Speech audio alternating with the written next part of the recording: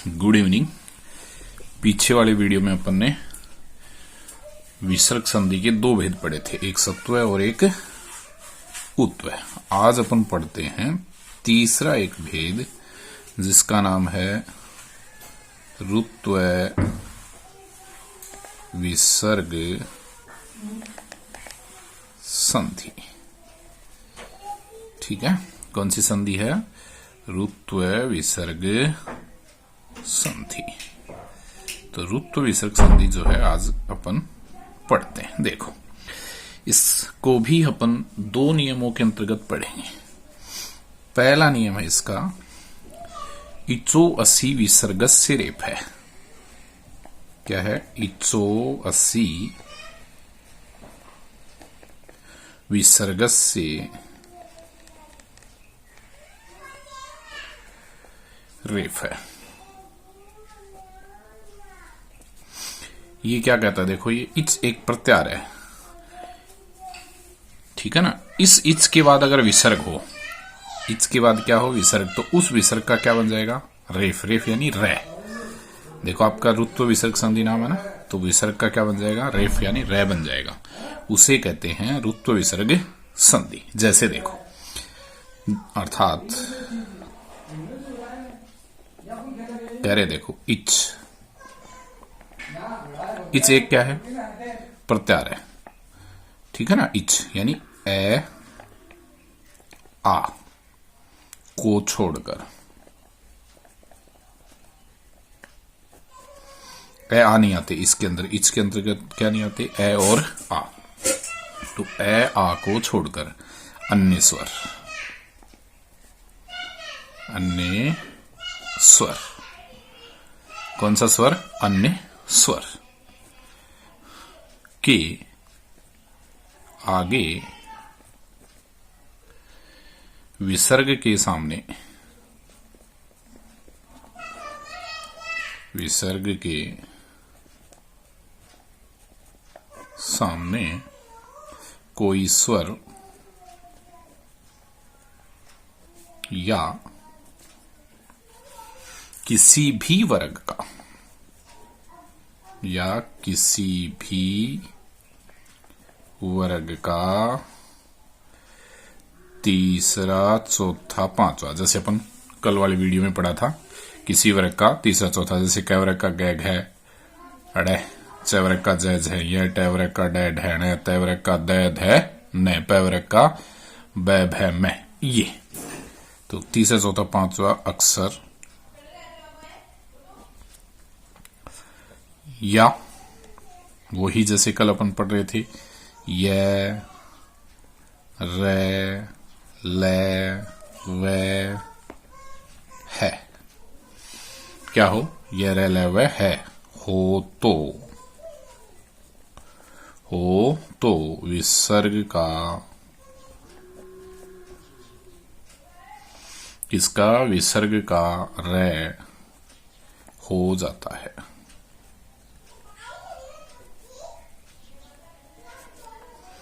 क्या हो जाता है? विसर्ग का रे। देखो, विसर्ग का रे होगा। रे कैसा बनेगा? आधा। याद रखना, कब बनेगा? जब विसर्ग से पहले इच हो। जैसे अपन देखो यहां करते हैं, ये है आपका विसर्ग। इस विसर्ग से पहले यहां इच होना चाहिए। इसका मतलब किसको छोड़ करके? ए और आ, इन दोनों स्वरों को छोड़ करके। देखो, ए आ को छोड़कर अन्य स्वर। तो विसर्ग से पहले ए आ छोड़ दो। ए आएगा जब तो कौन सी बन जाएगी? उत्व। आएगा तो अन्य बनेगी। इन दोनों को छोड़ करके कोई भी अन्य स्वर हो, कोई अन्य स्वर, कोई अन्य स्वर मतलब ई, ऊ, ए, ऐ, इनमें से कोई स्वर हो सकता है। प्लस बाद में क्या हो? कोई स्वर हो, या क्या हो? जैसे कल अपन उत्व में पढ़ रहे थे, तीसरा, चौथा, पांचवा अक्षर, या क्या हो? ये, रे, ले, वे, है। क्या हो? ये, रे, ले, वे, है। ये अगर होता है तो इस विसर्ग का परिवर्तन किस में हो जाएगा? रे में। अगर आगे कोई स्वर है, जैसे ये कोई स्वर है तो वो इस रे में जुड़ जाएगा, और कोई स्वर नहीं है किसी वर्ग का तीसरा, चौथा, पांचवा यह रह लय है, यदि है तो ये रह ऊपर उस पे जुड़ेगा। लेकिन विसर्ग से पहले ए आ गया तो फिर रह नहीं बनेगा, ऊ बन जाएगा। लेकिन ए के और आ के छोड़ करके अन्य कोई स्वर, अन्य स्वर कौन कौन से, जैसे आपको बताए थे ई, ऊ, ए, आई, ओ, औ, कोई भी स्वर हो तो आपका क्या होगा, विसर्ग का र में परिवर्तन होगा। जैसे देखो, जैसे अपन करते हैं उदाहरण में, जैसे आपका एक एग्जाम्पल आ गया, मुनि जोड़ इति। अब यहां देखो ये विसर्ग है, विसर्ग के पहले देखो न के साथ क्या जुड़ा हुआ, ई, और बाद में कोई स्वर हो तो कोई दिक्कत नहीं है। तो विसर्ग का यहां पर क्या बनेगा, र बनेगा। र बनेगा तो क्या बन जाएगा, देखो मुनि, और र में ये ई जुड़ जाएगा, ये ई, तो मुनि रीति बन जाएगा। यहां आपका विसर्ग जो है उसका परिवर्तन किस में हो गया, र में। किस में परिवर्तन कर दिया अपन ने, विसर्ग का र में। दूसरा जैसे अपन एग्जाम्पल लें, भानु विसर्ग जोड़ असो।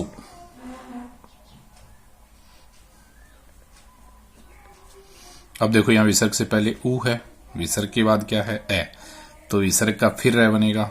र बनेगा तो क्या रूप बनेगा, भानु विसर्ग का र में ए जुड़ गया, रसो।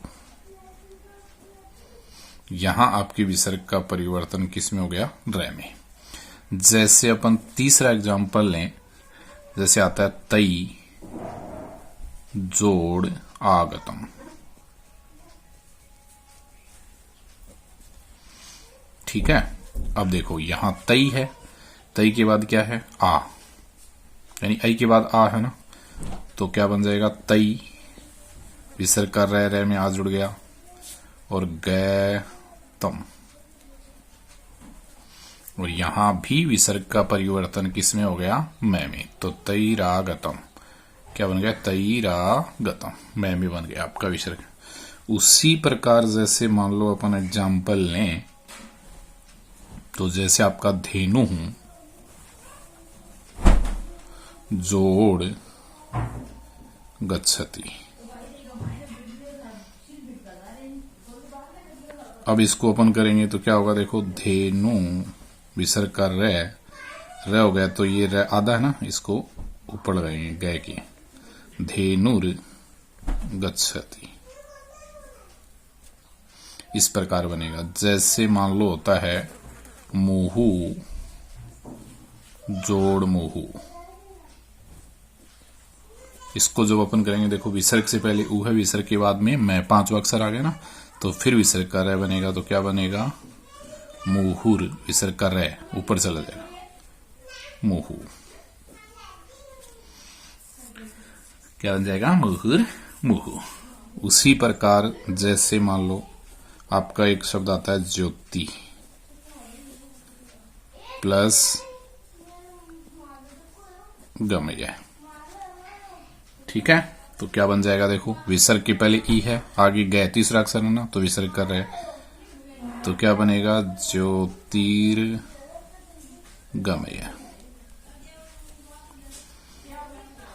उसके बाद जैसे आपका एक एग्जाम्पल आता है गुरु जोड़ अस्ति, तो फिर विसर्ग का र बनेगा, क्योंकि विसर्ग से पहले ऊ है, बाद में एस कोई स्वर हो, तो क्या बनेगा, गुरु रस्ती। तो इस प्रकार बनेगी रुत्व विसर्ग संधि। पहले नियम, इचो असी विसर्ग से रेफ है से।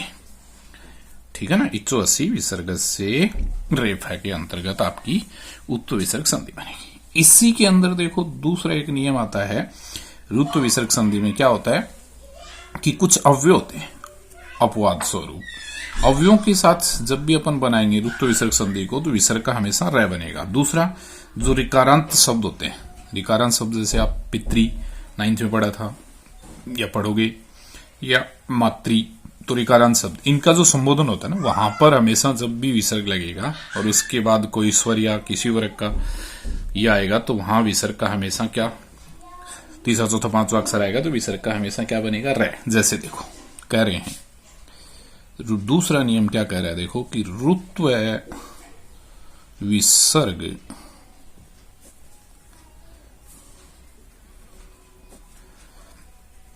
किसमें, रुत्व विसर्ग संधि में अव्यय होते हैं, अविकारी शब्द, और ऋकारांत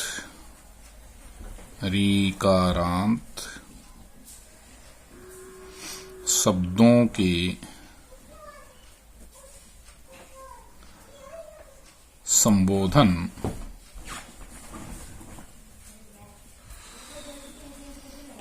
पद होते हैं। ऋकारांत शब्दों के संबोधन में अकार और आकार, आकार यानी ए, आकार यानी आ, अगर हो उनके अंत में के सामने भी विसर्ग का रे में आदेश होता है।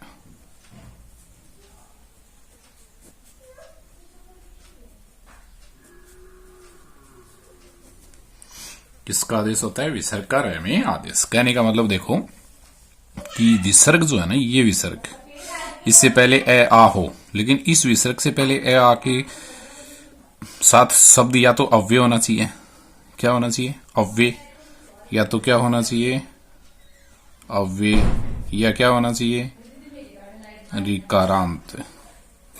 और ऋकारांत का कौन सा शब्द होना चाहिए, संबोधन, और कोई नहीं। संबोधन के बाद अगर मान लो विसर्ग है और प्लस यहां कोई स्वर है,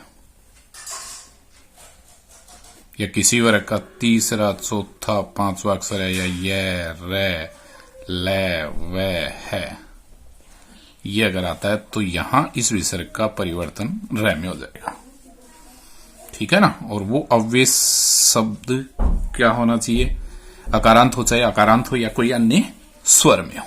जैसे देखो,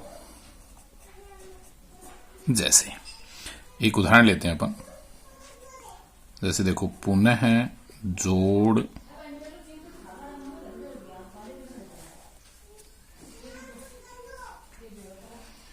जैसे क्या है, देखो, पुनः जोड़ अत्र। अब देखो ये पुनः क्या है, अव्यय है, ये अव्यय विसर्ग है, लेकिन ए है, कोई दिक्कत नहीं है, आगे भी ए है, कोई दिक्कत नहीं है। उत्तो विसर्ग संधि होनी चाहिए थी, लेकिन यहां अव्यय होने की वजह से क्या बनेगा, रुत्व, और इस विसर्ग का क्या बन जाएगा, रे, तो क्या बन जाएगा, पुनरत्र, ठीक है। और यहां विसर्ग जो है उसका परिवर्तन किसमें हो गया, रे में। उसी प्रकार जैसे दूसरा एग्जाम्पल होता है, इसी में अपन और लेते हैं, पुनः जोड़ अस्ति। तो देखो पुनरस्ति बन जाएगा, फिर विसर्ग का क्या बन गया, रे, रे में क्या जुड़ गया, ए, पुनः अव्यय था। उसी प्रकार जैसे मान लो एक अव्यय आपका आता है प्रातः, ये प्रातः अव्यय, इसके साथ मान लो जैसे आ गया गच्छति, तीसरा चौथा पांचवा अक्षर कोई भी हो, तो यहां जब अपन करेंगे तो फिर देखो इस विसर्ग का परिवर्तन किसमें हो गया, रे में, ठीक है, अव्यय की वजह से। तो क्या हो गया, प्रातः गच्छति, और रे ऊपर लग जाएगा, तो क्या बन जाएगा, प्रातर गच्छति। उसी प्रकार जैसे आपका चौथा एग्जाम्पल अपन लेते हैं, ऋकारांत शब्द, और वो भी किसका, संबोधन का। जैसे पितृ होता है, मातृ होता है, भ्रातृ होता है, ये ऋकारांत शब्द होते हैं। इसका जब संबोधन पद होता है ना, पितृ का एक संबोधन में पिता होता है, पिता जोड़। उसके बाद जैसे मान लो आ गया वंदे, तो ये पिता यहाँ पे संबोधन शब्द है, किसका, ऋकारांत का संबोधन शब्द है पिता, ये पिता है। तो आपका आ गया वंदे, तो यहां फिर विसर्ग का रे बनेगा, तो क्या बन जाएगा, देखो, पीते विसर्ग का रे ऊपर जुड़ेगा, और क्या रूप बन जाएगा, पितर वंदे। उसी प्रकार जैसे देखो मातृ शब्द का संबोधन शब्द भी क्या होता है, मात जोड़ वंदे। यहां अपन करेंगे तो क्या बन जाएगा, देखो मातृ वंदे। और यहां आपकी जो विसर्ग है उसका परिवर्तन रै में हो गया, तो मातृ वंदे। ऐसे ही भ्रातृ आएगा तो भ्रातृ वंदे। इस प्रकार से आपकी होगी रुत्व विसर्ग संधि दो नियमों के तहत। कितने नियमों के तहत, दो नियमों के तहत आपकी रुत्व विसर्ग संधि होती है। इसके बाद आपकी एक चौथी संधि है जिसका नाम है विसर्ग लोप।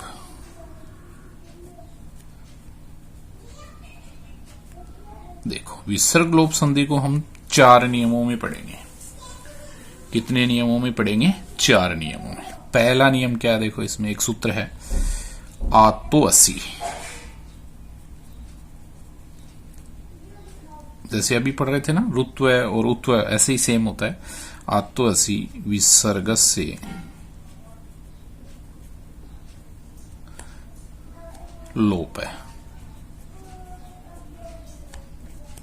ये इसका एक सूत्र है। ये क्या कह रहा है देखो, अर्थात विसर्ग से पहले आ हो तथा विसर्ग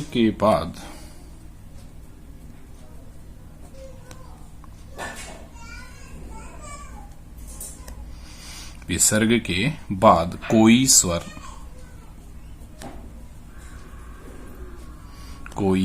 स्वर या किसी भी वर्ग का तीसरा, चौथा, पांचवा अक्षर या ये, रे, ले, वे है। देखो ये सब में आ रहे हैं, उत्व में भी आया लेकिन उसमें क्या था, विसर्ग से पहले आया था। रुत्व में भी आया लेकिन उसमें विसर्ग से पहले क्या था, ए आ को छोड़कर अन्य स्वर था। अब आ गया आपका विसर्ग लोप में। विसर्ग लोप में क्या आएगा, आ आएगा पहले, ठीक है ना। ए नहीं आएगा, अन्य कोई स्वर नहीं आएगा, केवल आ। तो ये रह लवा है हो तो विसर्ग का लोप हो जाता है। इसका लोप हो जाता है, विसर्ग का क्या हो जाएगा, लोप।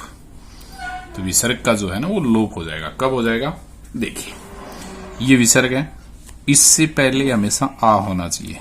देखो उत्व में यहां पे ए था, रुत्व में यहां पे ए और आ को छोड़कर अन्य स्वर ई, उ, ए, आई, ओ, औ था। यहां पर आएगा विसर्ग के पहले आ, यानी विसर्ग जो है वो आ के साथ जुड़ा होना चाहिए। पहला नियम ये कहता है। फिर कोई स्वर होना चाहिए, कोई स्वर। फिर क्या होना चाहिए, तीसरा, चौथा, पांचवा अक्षर। वो ही किसी वर्ग का, कै वर्ग, चै वर्ग, टै वर्ग, तै वर्ग, पै वर्ग में से किसी का भी तीसरा, चौथा, पांचवा। फिर क्या होना चाहिए, या ये, रे, ले, वे है। ये जब स्थिति आती है तो ये विसर्ग है ना, ये इसका यहां पे से लोप हो जाएगा। कहने मतलब ये विसर्ग हट जाएगा और जोड़ जो है आपका प्लस जोड़ ये भी हट जाएगा, और कोई स्वर वगैरह है वो अपन यहां पे करेंगे, ठीक है। तो तीसरा, चौथा या कोई स्वर अगर होता है तो वहां पर विसर्ग का क्या हो जाएगा, लोप। जैसे अपन एक एग्जांपल लेते हैं, बाला जोड़ अत्र। अब देखो ये बाला है, विसर्ग से पहले यहां लय में आ जुड़ा हुआ है, आगे कोई स्वर आ गया तो ये विसर्ग हट जाएगा। और बस इसको आपको क्या करना है, विसर्ग हटा के जोड़ हटाना है। तो सिर्फ इतना ही लिखना है, बाला अत्र। यहां विसर्ग का क्या हो गया, लोप हो गया। दूसरा एग्जाम्पल जैसे आपका होता है लता जोड़ एधन्ते। इसको जो अपन करेंगे तो लता एधन्ते हो जाएगा। उसी प्रकार जैसे ता जोड़ गच्छन्ति, तो विसर्ग घटेगा, बस ता गच्छन्ति लिखेंगे।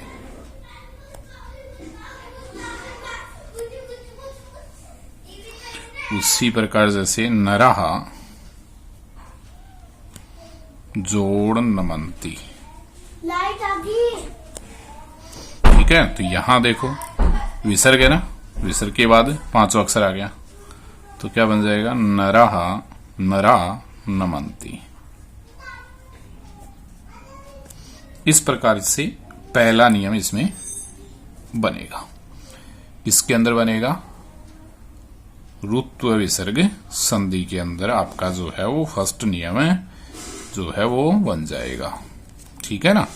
दूसरा नियम देखो, इसमें क्या होता है कि यदि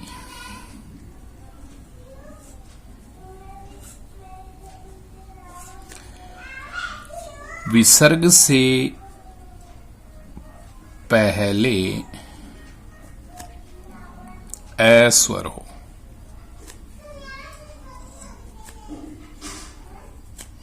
किससे पहले? विसर्ग से पहले ए स्वर। अब देखो तो विसर्ग संधि में आया था विसर्ग से पहले ए स्वर, लेकिन नियम बदल जाएगा वहां पे। उसके बाद भी ए था या किसी और का तीसरा चौथा पांचवा अक्षर था, यहां ऐसा नहीं होगा। विसर्ग से पहले ए स्वर हो तथा विसर्ग के बाद ए स्वर को छोड़कर, किसको छोड़कर? ए स्वर को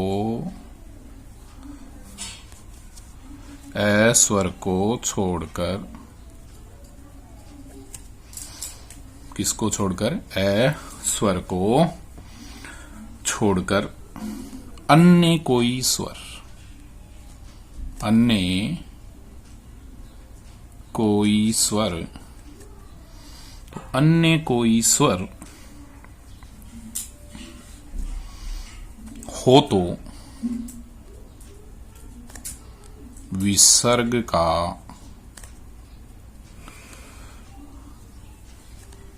लोप हो जाता है।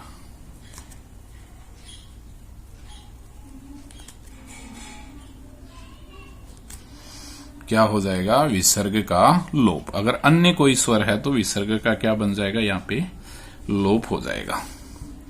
जैसे देखो एग्जाम्पल करते हैं, जैसे ये आपका विसर्ग है, इस विसर्ग से पहले क्या होना चाहिए? ए, और विसर्ग के बाद ए को छोड़कर क्या होना चाहिए? अन्य कोई स्वर। जैसे अन्य कोई स्वर में आ, ई, ऊ,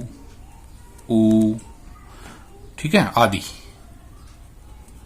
ये अगर स्वर आते हैं तो ये विसर्ग का यहां पे लोप हो जाएगा।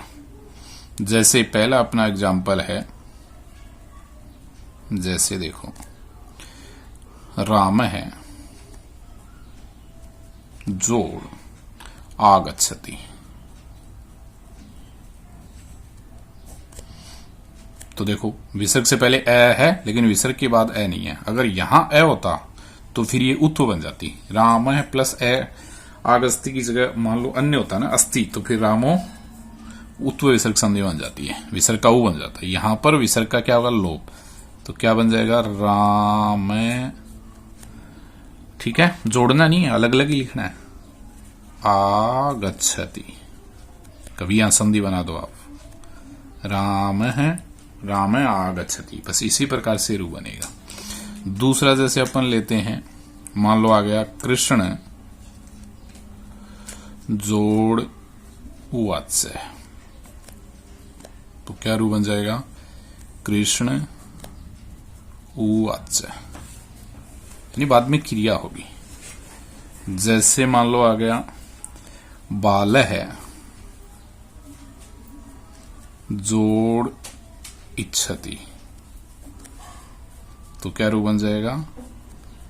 बाल इच्छति, बाल है इच्छति। इस प्रकार रूप आपका जो है वो बनता है, किसके अंतर्गत बनता है? उत्व विसर्ग संधि में। किस संधि में? उत्व विसर्ग संधि के अंदर जो है वो आपका बनता है। ये है आपका दूसरा नियम। इसी में अगर अपन मान लो जैसे और करें, जैसे आपका आ गया अतः जोड़ एव, तो इसका जब अपन रूप करेंगे तो क्या बन जाएगा? अतएव बन जाएगा, अतएव। इस प्रकार से ये आपकी बन जाएगी संधि। कौन सी? उत्व विसर्ग विसर्ग लोप संधि। कौन सी संधि बन जाएगी? विसर्ग लोप संधि जो है वो आपकी बन जाएगी। अब देखो इसी प्रकार मान लो अपने को करना हो तीसरी आपकी संधि। कौन सी होगी? तीसरी जो संधि होगी वो देखो क्या होगी, संधि नंबर 3, उसका नियम। तीसरी संधि में इसका तीसरा नियम क्या होगा? देखो इसमें कि यदि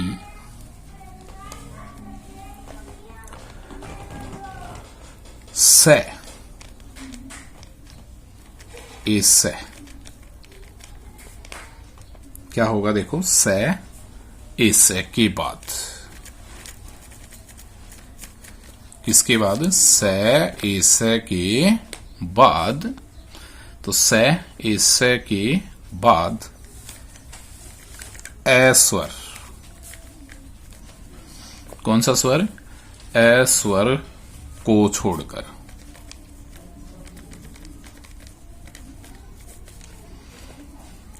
अन्य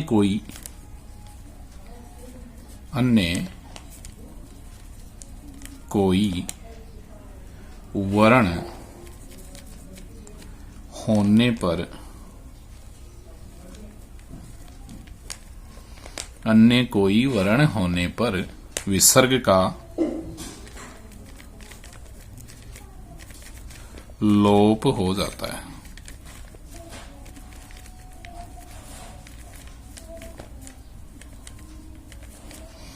क्या हो जाता है? विसर्ग का लोप। अन्य कोई जैसे ही स्वर आएगा तो आपका क्या है? विसर्ग का लोप जो है वो हो जाएगा। अब ये जो स एस है ना, ये किसके साथ होने चाहिए? इसमें नहीं होने चाहिए, यानी नए समास के अंदर है ये एस और एस। अगर किस में है? नए समास में, तो नए समास में तो नहीं होगा, नए समास को छोड़कर होगा। किसको छोड़कर होगा? नए समास को छोड़कर। अगर ये होते हैं स एस और इसके बाद अगर ए स्वर आता है तो हमेशा उस स एस का जो ये विसर्ग है ना, इन दोनों के देखो ये विसर्ग लगा हुआ है, इस विसर्ग का क्या हो जाएगा? लोप हो जाएगा। जैसे देखो अपन एग्जाम्पल करते हैं। पहला जैसे आपका एग्जाम्पल है, एस है जोड़ इच्छति, मतलब स ऐसा के बाद ए स्वर को छोड़कर अन्य स्वर कोई वर्ण होना चाहिए। अन्य क्या होना चाहिए? कोई भी वर्ण हो सकता है, चाहे व्यंजन हो चाहे स्वर हो। तो यहां आप देखो विसर्ग के बाद में ई आ गया ना, तो इस ऐसे का ये लोप हो जाएगा, तो ऐसे इच्छति बन जाएगा। दूसरा देखो से का अपन एग्जाम्पल लें, से जोड़, किसका लें? से का। जैसे से जोड़ आगच्छति, तो देखो यहां पर से के बाद आ गया ना स्वर, तो से के विसर्ग का क्या हो जाएगा? लोप हो जाएगा। लोप हो जाएगा तो ये क्या रूप बन जाएगा? से आगच्छति। इस प्रकार ये रूप बन जाएगा, से आगच्छति। उसी प्रकार जैसे एक एग्जाम्पल और अपन लें, जैसे आ गया एसे गच्छति, एसे जोड़ गच्छति, तो यहां फिर एसे का विसर्ग घटेगा। सॉरी, यहां विसर्ग घटाना है, से विसर्ग घट जाएगा। ये आगच्छति, एसे का फिर क्या होगा? विसर्ग घटेगा और एसे गच्छति, ठीक है ना, यहां से का। उसी प्रकार जैसे एक एग्जाम्पल और ले अपन, से है जोड़ तत्र, तो यहां से का विसर्ग हटेगा, से तत्र बन जाएगा। इस प्रकार बन जाएगी आपकी जो है कौन सी संधि, रुत्व विसर्ग नहीं, विसर्ग लोप संधि। कौन सी संधि बन जाएगी, विसर्ग लोप संधि जो है वो बन जाएगी। अब इसी के अंतर्गत एक चौथा नियम होता है। देखो चौथा नियम क्या होता है कि विसर्ग से बने रे।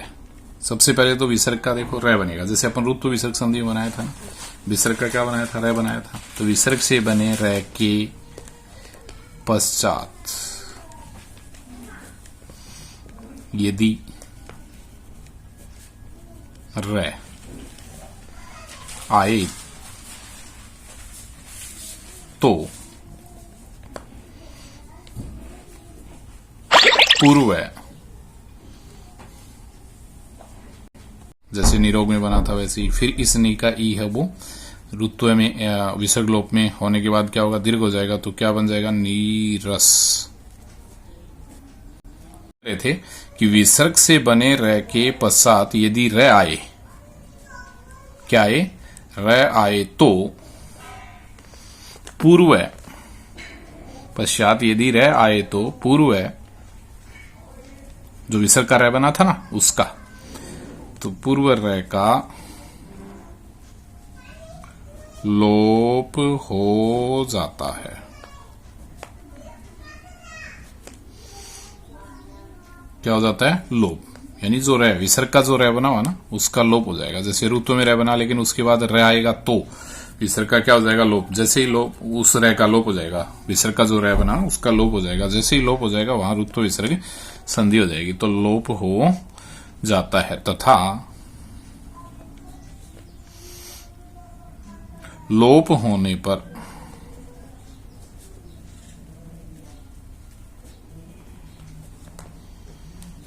लोप होने वाले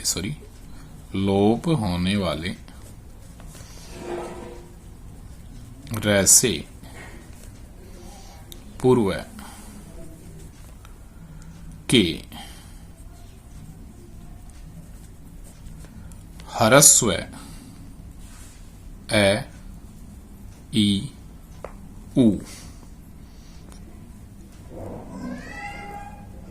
का दीर्घ हो जाता है।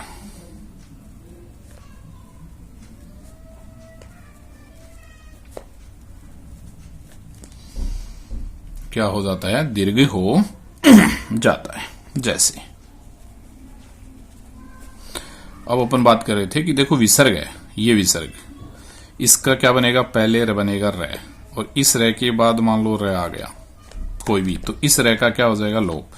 यानी विसर्ग का रे बना, और यहां पर इस विसर्ग से पूर्व है, अगर यहां क्या हो, ए ई उ, तो इनका दीर्घ हो जाएगा। ए का दीर्घ क्या बन जाएगा, आ, ई का दीर्घ क्या बन जाएगा, बड़ा ई, उ का दीर्घ बड़ा उ। ये इस प्रकार से आपका जो है वो बनेगा। वहां होगी आपकी विसर्ग लोप संधि का चौथा नियम, यानी विसर्ग का यहां पे लोप हो जाएगा। जैसे देखो एग्जाम्पल अपन करें, मान लो, तो देखो उदाहरण के तौर पे नी जोड़ रोग, ये आपका होता है। अब देखो ये विसर्ग है, ये रे, पहले इस विसर्ग का बनेगा रे, क्या बनेगा, रे बनेगा। रे बनेगा तो ये क्या बन जाएगा, देखो ऐसे बनेगा, नीर जोड़ रोग, इस प्रकार वो बनेगा। अब जैसे ही रे के बाद देखो रे, ठीक है ना, रे के बाद क्या है, रे, तो इस रे का यहां पे लोप, यानी हटेगा। हटते ही देखो रे से के बाद यहां पूर्व जो है ना, ह्रस्व स्वर ई है, इसका बड़ा हो जाएगा, तो क्या होएगा, नी हो जाएगा, नी रोग बन जाएगा। क्या बन जाएगा, निरोग। उसी प्रकार जैसे आपका होता है नी जोड़ रस,